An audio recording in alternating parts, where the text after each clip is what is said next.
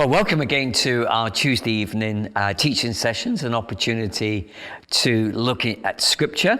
And as you know, over this last period, we've been looking at Genesis chapter 1 through to Genesis chapter 11.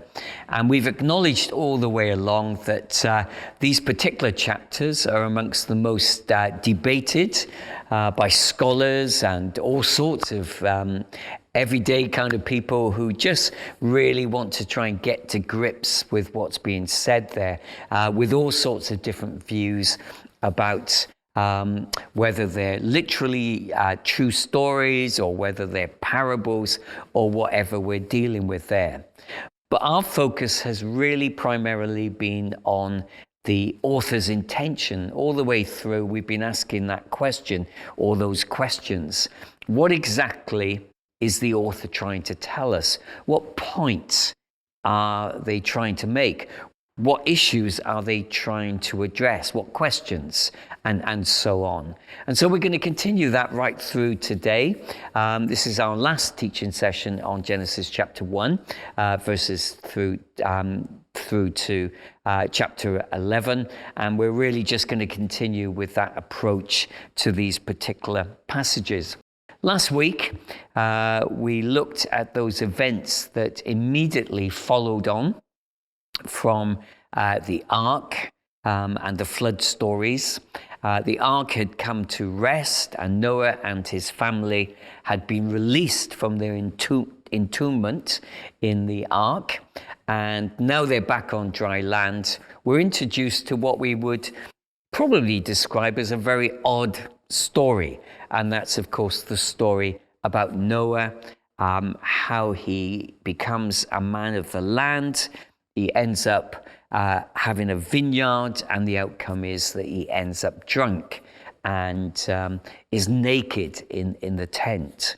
And probably that story has been told to us primarily to introduce us to the descendants of Ham, the Canaanites as they became, and the impact of the Canaanite tribes on Israel as a nation. And the readers and the listeners to the account, the story that's being set out, would have fully grasped that, because they were now living in that world. And here they're being told about how that world came to be. The other element of that particular section was what's known as the tribe of nations. And there we saw how the author is using a particular technique, again, a little bit like a genealogy, to move us from where we are with Noah's immediate family to the point where we're introduced to Abram, the son of Terah. And of course, that's brought together in a single chapter, which helps the story again to move forward at pace. Again, we're introduced to the descendants of the three sons, and that helps us to see the way that tribes and nations are now re-emerging, and how they share different cultures and different languages. And all of that is like the preliminary to the story of Abraham, which of course was going to be the foundational story of the whole book of Genesis. This week we're coming to the final chapter of Genesis chapter 11, and the first part is going to be read by me, and then the second part is going to be read by my best mate who's been helping me out through these teaching evenings. I couldn't really leave him out, so I'm going to leave the last bit to him, but I'll do the first part, which is of course Genesis chapter 11 verses 1 through to 9. Now the whole world had one language and common speech. As men moved eastward, they found a plain in Shinar and settled there. They said to each other, "Come, let us make bricks and bake them thoroughly." They used bricks instead of stone and bitumen for mortar. Then they said to themselves, "Come, let us build a city with a tower that reaches to the heavens, so that we might make a name for ourselves and not be scattered over the face of the whole earth. But the Lord came down to see the city and the tower that the men were building. The Lord said, if as one people speaking the same language they have begun to do this, then nothing they plan to do will become impossible for them. Come, let us go down and confuse their language, so that they will not understand each other. So the Lord scattered them from there over all the earth, and they stopped building the city. That is why it was called Babel, because there the Lord confused the language of the whole world. From there the Lord scattered them over the face of the whole earth. This is the account of Shem's family line. 2 years after the flood, when Shem was 100 years old, he became the father of Arphaxad. And after he became the father of Arphaxad, Shem lived 500 years and had other sons and daughters. When Arphaxad had lived 35 years, he became the father of Shelah. And after he became the father of Shelah, Arphaxad lived 403 years and had other sons and daughters. When Shelah had lived 30 years, he became the father of Eber. And after he became the father of Eber, Shelah lived 403 years and had other sons and daughters. When Eber had lived 34 years, he became the father of Peleg. And after he became the father of Peleg, Eber lived 430 years and had other sons and daughters. When Peleg had lived 30 years, he became the father of Reu. And after he became the father of Reu, Peleg lived 209 years and had other sons and daughters. When Reu had lived 32 years, he became the father of Serug. And after he became the father of Serug, Reu lived 207 years and had other sons and daughters. When Serug had lived 30 years, he became the father of Nahor. And after he became the father of Nahor, Serug lived 200 years and had other sons and daughters. When Nahor had lived 29 years, he became the father of Terah. And after he became the father of Terah, Nahor lived 119 years and had other sons and daughters. After Terah had lived 70 years, he became the father of Abram, Nahor, and Haran. This is the account of Terah's family line. Terah became the father of Abram, Nahor, and Haran. And Haran became the father of Lot.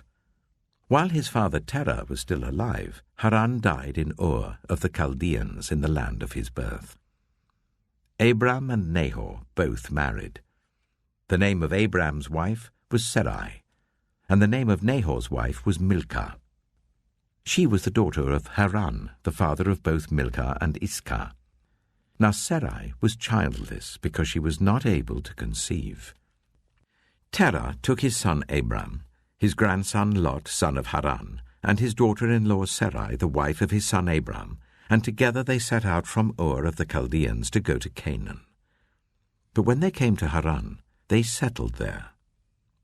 Terah lived 205 years, and he died in Haran.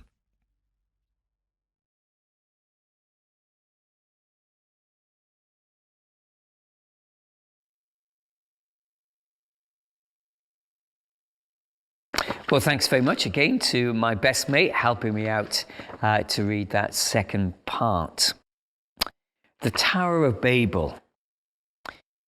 The setting for this particular story is very unclear. It's sometime when the world appears to have one single common language. The location is Shinar, which we can only then deduce from that this is a story about the descendants of Ham, those that eventually became the tribes known as the Canaanites. Clearly what we have initially, the author is trying to tell us, is the bringing together of nomadic tribes. And they've travel eastward, and there they form a settlement, a community. There's no mention of chronology in all of this. And of course, by referring back to chapter 10, we've been already informed that there are a multitude of different languages. So we can only assume that the setting for this story is contained somewhere within the account that the author has brought to us in chapter 10. The tower, of course, which will be built by the community now located in Shinar, is assumed to be some kind of ziggurat. But it's interesting the way that the author uses the Hebrew language at this point, which seems to suggest that this is a tower, but it's somehow different to the shape and the form of a ziggurat. I think what the author is primarily trying to tell us through this particular section of the narrative is the downward spiral that has continued in terms of human behavior and in terms of their relationship with God. What we see here, it follows on from the flood. You could easily assume that after the flood, well, everything's going to be different. But I think what the author is primarily trying to say to us, everything after the flood is not all that different to how things were before the flood. It's just that God is going to deal with that in a particular and a different kind of way. Notice the way that the author reflects on the relationship between heaven and earth in this story. Heaven, of course, is traditionally seen as the seat of God, and earth, of course, is the arena of humanity. And although they are interconnected, as we will see later on in Genesis, there is a differential between the two. There's a boundary that is being established, and no one should try and cross that boundary, particularly, of course, humans. And what we see in the story is that this particular group, this community that emerges in the plain of Shinar, actually begin to try and breach the boundary between earth and heaven. In other words, they're rejecting this whole idea of this separation, the boundary that God has established. And of course, again, that is at the heart of the problem that emerges. It's interesting the way the author introduces some of the technological advancements that we see here.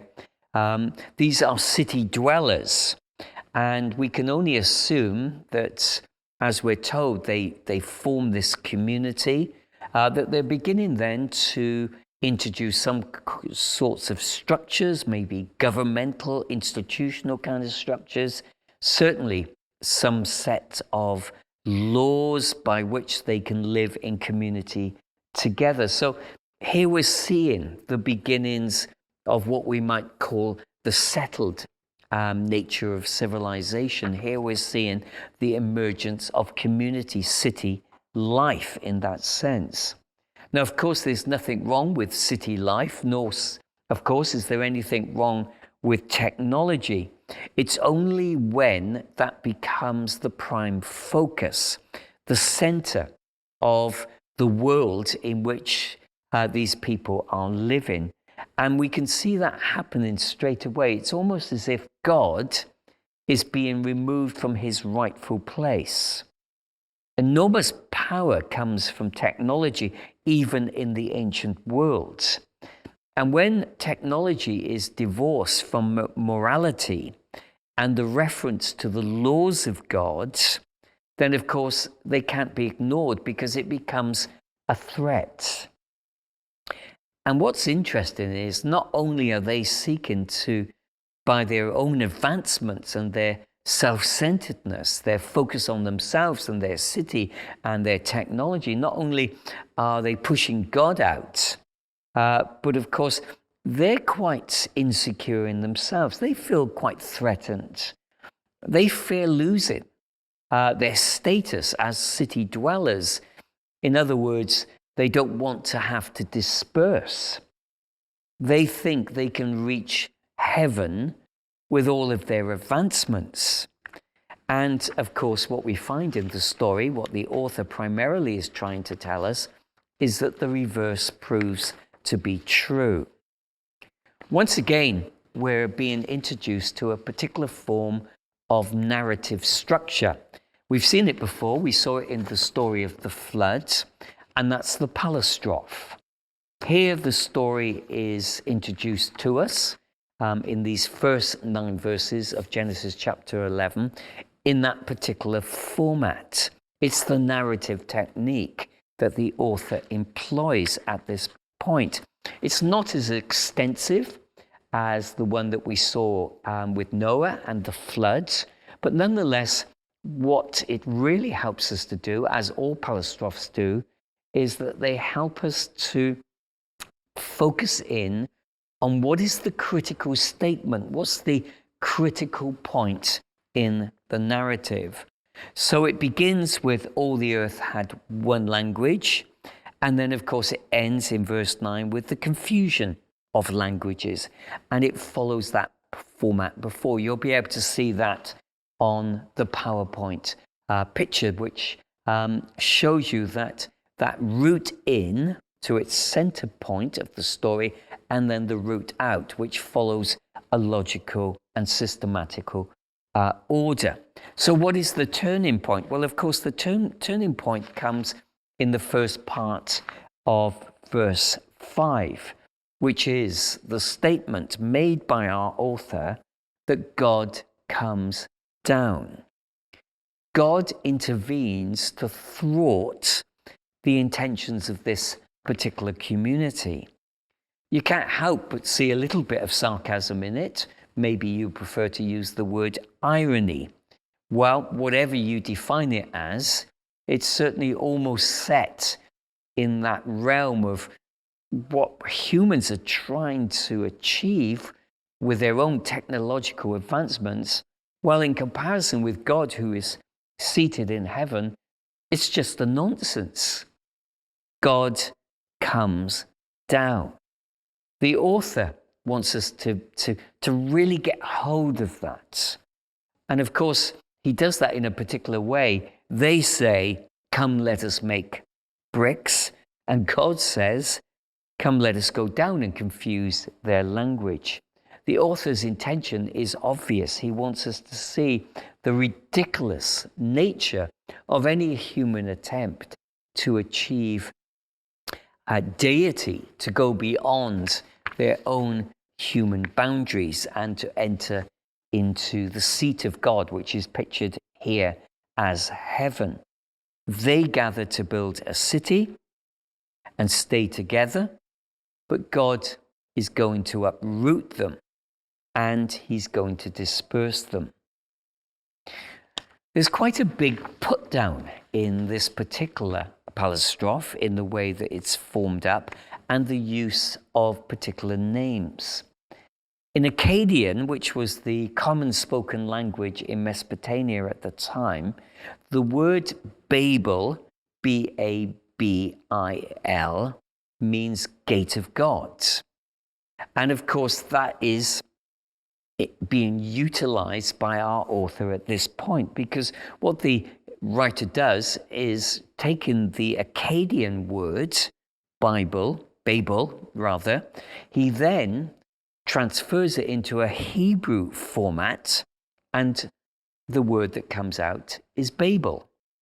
And of course, that word, B-A-B-E-L, means confusion. So basically what the author is doing here in a very overt kind of way is he's saying all the achievements, the technological advancements of the Mesopotamian people, and subsequently indeed the people of Babylonia, they're summed up in one word, and it's not gate of God. It's confusion. It's folly. It's stupidity. It's ridiculous to imagine for a moment that you could uproot the very seat of God. The builders here set out to make a name for themselves. And the author wants to say to us very clearly, well, if they set out to make a name for themselves, then that name is confusion. All the way through our studies of Genesis chapter 1 through to Genesis chapter 11, we've acknowledged the link with stories and fables and epics from other cultures, particularly the Mesopotamian epics.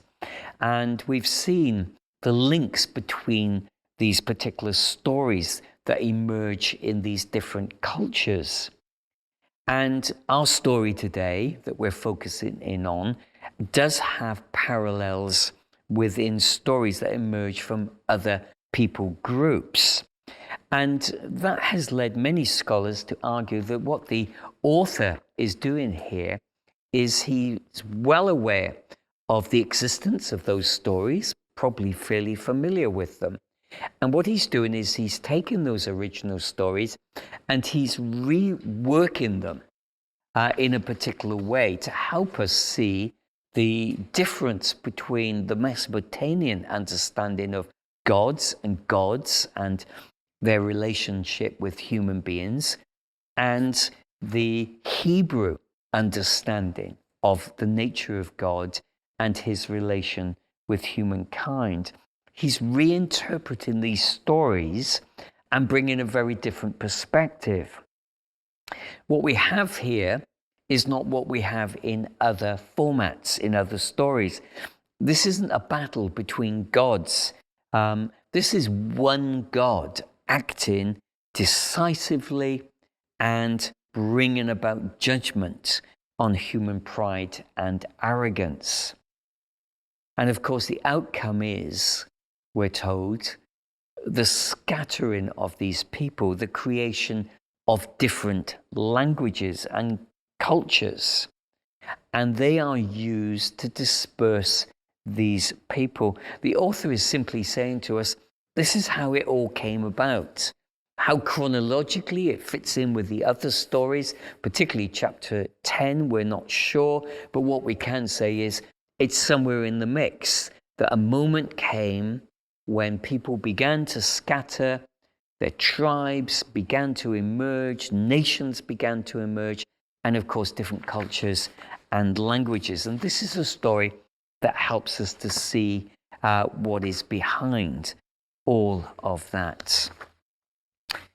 Well, we're moving now from the story that we've been looking at through to probably the most important and defining moment in the whole of the book of Genesis. And that, of course, is the journey from Shem, the son of Noah, through to Abram. And what the author does at this point is he utilizes once more a genealogy. And of course, as we've seen in the past, genealogies are used to fast forward the story. They're like a bridge between one story and another story, and all the elements in between those two stories need to be covered very, very quickly. And of course, here we see how out of the descendants of Shem, remember Shem being the most important and significant line, what is very much seen as the root of the true people of Yahweh, the true people of God. Here we see how out of that line we have the three sons coming out of Terah, just in the same way that Noah has three sons.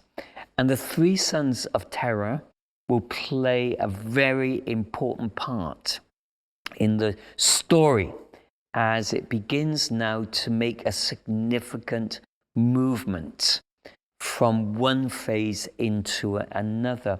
What biblical scholars call the movement from primeval history to a literal sacred history. Now, of course, debate continues around all of that. If you see Genesis chapter 1 through to 11 as literal history, then it's a continuation that you find in chapter 12. If instead you see Genesis 1 through to 11 as parables, a series of significant and truth-based stories that want to tell us the truth about God's world and his relation with humankind, then you are moving from what is known as primeval history through to the literal sacred history that we find from Genesis chapter 12 onwards. And again, when you look at this genealogy here that we find towards the end of chapter 11, the importance of symbolic numbers comes through again. Once more, we have 10 generations. So again, we can only assume that the author isn't telling us everything that's going on. Again, it's like that seam, that thin seam, with lots of other things happening above it and below it, if you can imagine that. And, the author is just following through on that one stream that will lead us to the most significant of all the patriarchs, which of course is Abraham. Well, that's kind of the journey that we've been on from Genesis chapter 1 through to Genesis chapter 11. I hope it's been engaging for you. I'm sure you've got all sorts of views and ideas about all of it, but isn't it great to be able to have an opportunity to think together and to root ourselves in the story?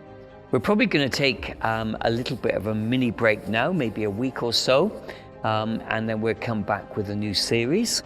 Hopefully you're finding these series stimulating and helpful, and eventually, maybe post-Easter, we'll reach at that point we'll be able to do much more together on site. But we're not quite at that stage at the moment, so we're just going to continue with what we have before us at this present moment. But thank you.